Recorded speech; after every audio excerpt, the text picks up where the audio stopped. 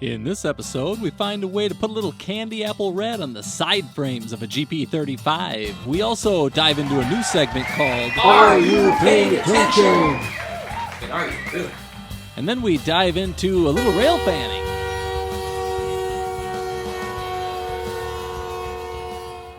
And we cover all this on this episode of the GN in 1970. 70s.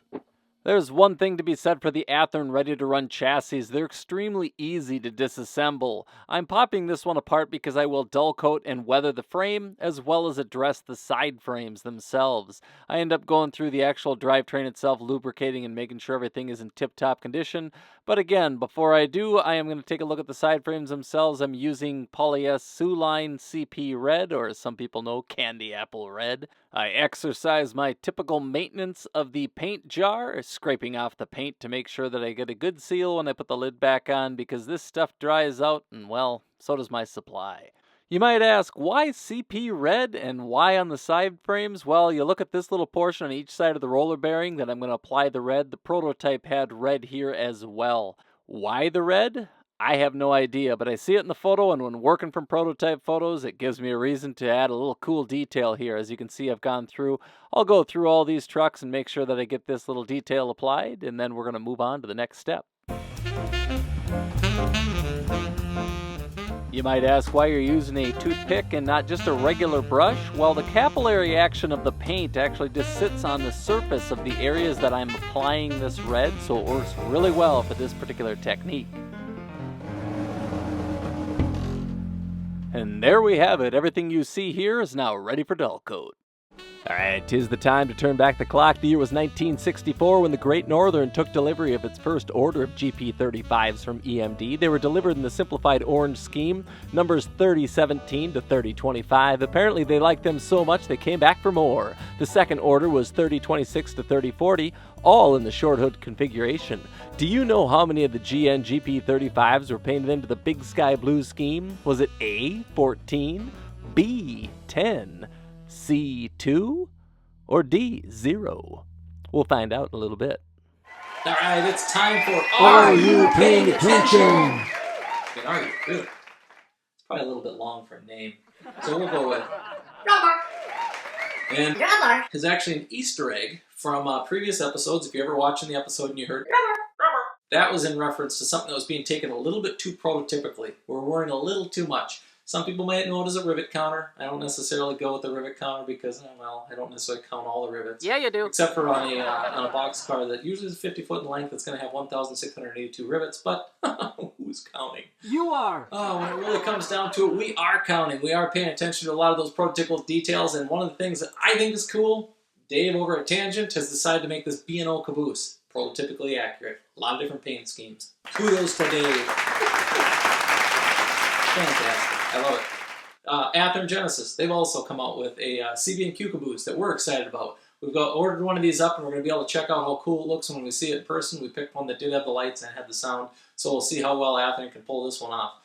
I don't doubt that they won't be able to nail it because it is an Athearn Genesis line. But when I do look at a lot of details of stuff that has been out in the past, a backstory on where Rubber actually came from, it came from a show that we were at when my dad and I were looking at a bay window caboose, Great Northern. It was a Walthers. And it's cute, Walthers. Walthers. I don't know what we're going to do with them. But we're looking at this. The seller actually approaches my dad and says, hey, what's the big deal? And my dad says, the windows aren't quite right. I mean, you're looking at some of this area here. And he says, oh, spin around. And Dad, the humor on it, goes, okay. Hokey pokey. What's the joke? And the guy says, well, I was just trying to see how far the drawbar was up here. And, well, lo and behold, the old phrase, Rubber, was born. And that's where we've used it occasionally when referring to stuff that you're taking a little bit too far. Rivet counter is a very common phrase, but Rubber is our phrase. That's what we've been using. Needless to say, when we are looking at a lot of these things, like this Atlas caboose, I mean, really? You see the toolbox under that thing? Looks like a cereal box. And the ends on it, they've got the chains on. The Great Northern normally had a door on it. And thanks to Moloko, Nick, you've done a fantastic job on being able to provide us with some details that we're able to put onto these cabooses, make them a little bit more prototypical. But that's all we've got for this particular segment of Rubber. We'll look at future episodes that'll have a segment of Rubber. in it, and we're just going to look at a few of the details that are involved with a locomotive or boxcar or something of that nature. Hopefully you enjoyed this segment.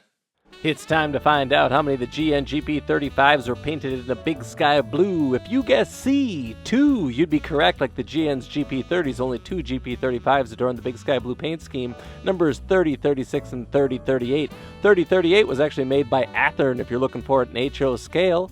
On the prototype front, the Great Northern's previous 4 axles were mostly high hoods, which ran long hood forward. The GP30s and 35s were ordered with the short hood arrangement in favor of better visibility for the crew, even though EMD did offer high hood versions for both the 30s and 35s.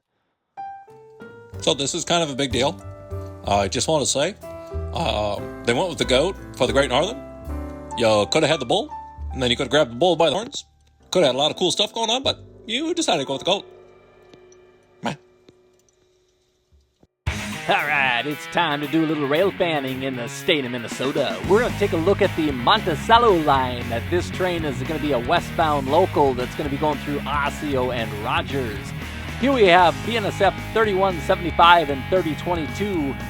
3175 is a former Santa Fe unit, GP50. While we're taking a look at these two cruising along westbound, fun little fact about 3022, it's a former CB&Q GP40 built in 1968. Still plugging away, but it has a lot more features up on top of that cab. What we got here is them hitting the crossing. Let's take a listen.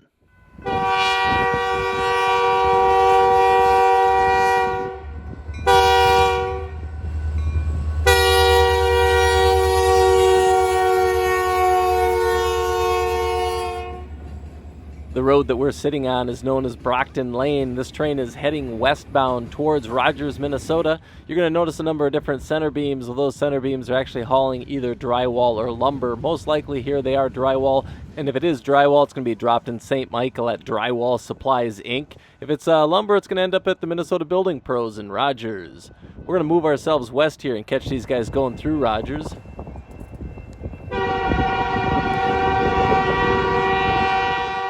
Do note the bell hanging from the frame right in front of the fuel tank with its EMD pneumatic clapper.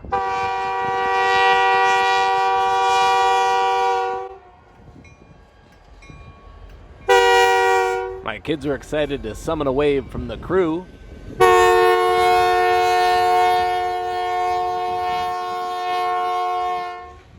This is all the further we ended up following this particular loco on this day. We do see these guys bebopping around on the rails periodically, so if we do see them and we can catch them, we'll definitely throw it into one of the videos. Hopefully you guys enjoy this footage.